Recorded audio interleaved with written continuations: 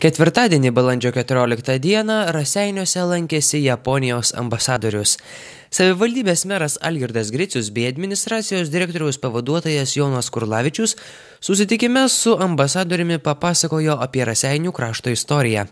Vėliau svečiai lankėsi Šaltinio progimnazijoje, kurioje mokiniams pasakojo apie Japoniją bei jos švietimo sistemą.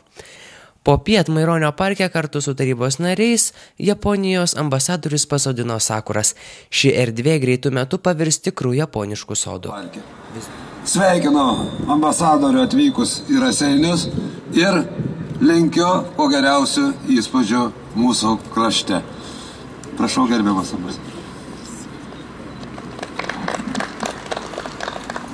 Gerbiamas merė Algirdai Griciau, ponios ir ponai, labą dieną, mano vardas Sigėda, Japonijos ambasadorius Lietuvoje.